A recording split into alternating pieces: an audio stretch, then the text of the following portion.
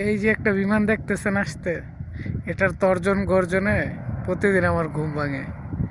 এটা প্রতিদিন আমার মাথার উপরে ৬-৭টা চক্কর দেয়, আর প্রতিটা চক্করেই ৮ থেকে ১০ জন সোলজার প্যারাশুট দিয়ে বিমান থেকে ঝাঁপিয়ে পড়ে।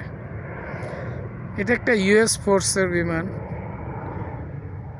কিভাবে মধ্যপ্রাচ্যে যুদ্ধে টিকে থাকা যায় উত্তপ্ত বালুতে, তারই ট্রেনিং দেয় তারা। আসলে ইউএস ফোর্স এমন একটা ফোর্স যাদের আধুনিকতা সবচেয়ে বেশি।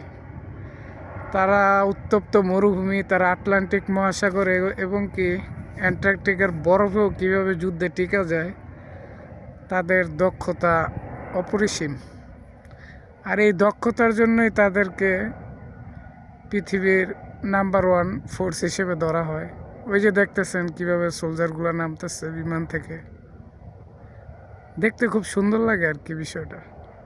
কাতারে মধ্যপ্রাচ্যের ভিতরে সবচেয়ে বড় আমেরিকান ফোর্স ঘাঁটি আল উদাইদা, এখান থেকেই ট্রেনিং পরিচালিত হয়। এই যে প্যারাশুট দিয়ে সোলজারগুলো নামতেছে অস্ত্রসহ, তাদের কথারও সাউন্ড আমার কানে আসে। আসলে প্রতিদিন সকালবেলা এই দৃশ্যটা দেখতে আমার খুব ভালো লাগে। আর আমি দেখি সৈনিকগুলো কীভাবে নামতেছে আকাশ থেকে।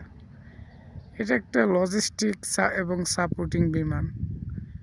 এটা দিয়ে সৈন্য আনা নেওয়া করে, মালামাল আনা নেওয়া করে। এই তো সৈন্যগুলো নামতেছে।